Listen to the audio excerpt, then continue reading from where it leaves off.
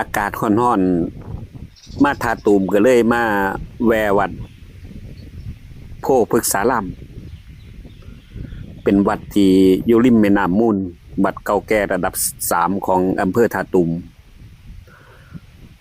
มาเจียวก่อนบ่เห็นเด้นี่ต้นไม้กลายเป็นหินอันนี้ของแท้เด้บ่แม่นของปลอมอยู่ที่วัดโพฤกษารามอำเภอทาตูมวัดนี้ตั้งอยู่ริมมูลแม่น้ำมูลอากาศเย็นเย็นพี่น้องเสียงใบโพถูกลมพัดตอกดังยาวยาวอยู่ทั้งลมเย็นคักหลายคนก็อาจสิเคยเข้าไป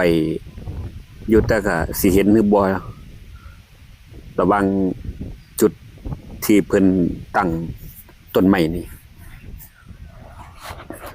บัดนี้เป็นสถานที่ท่องเที่ยวนำเด้ก็สิมีหลายคลิปที่ผมสิเอามาลงให้ท่านได้เบิ่งอยู่ที่เอามาลงให้พระครูบาอาจารย์เบิ่งแล้วก็พี่ๆน้องๆผู้ที่เบิ่งช่องของข่อยกำนันบ้านทงนี่เขียววัดกราบพระเบิ่งต้นไม้อันนี้คือต้นไม้กลายเป็นหินก็สิหลายปีอยู่ติเนาะจนกว่าสิกลายเป็นหินเบิ่งลักษณะแล้วต้นไม้เหล่านี้ก็อาจสินี่ล่ะเอาขึ้นจากแม่น้ำมูลนี่ซ่อมๆเบิ่งเพราะว่าบ่ฮู้ว่าสิถามไผช่วงเวลาที่มาเที่ยงแดดร้อนนี่ลบกันหมดต้นไม้กลายเป็นหินว่าซั่นเพิ่นปักไว้เป็นรูปลักษณะเป็นหินเป็นก้อนเลยก็ถือว่าเป็นก้อนขนาดเท่ากับฝ่ามือเฮานี่ล่ะนะครับเรียงกันเบิ่งแล้วก็สวยงามเพราะว่าสิเป็นแกนในแกนนอกเปียกนอกก็กลายเป็นหินโอ้ถือว่าเป็นสิ่งที่หาเบิ่งได้ยากผมก็เลยเก็บเอาภาพมาฝากผู้ที่เบิ่งในช่องเนาะได้เห็นกันหาเบิ่งยากนะครับหาเบิ่งยากผู้ใด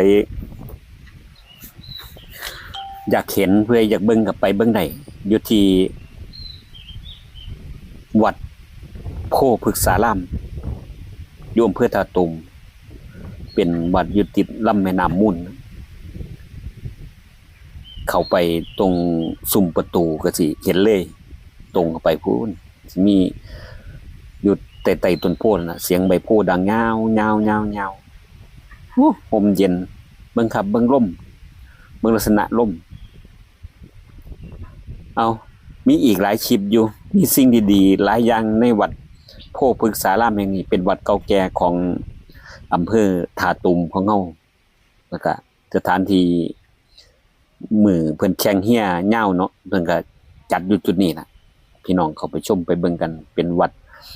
ที่มีพระพุทธรูปสำคัญเดี๋ยวสิพาไปเบิ่งในคลิปถัดไปครับขอบคุณหลายๆที่ติดตามทุกคนมีสุขภาพร่างกายแข็งแรงเด้อสวัสดีครับ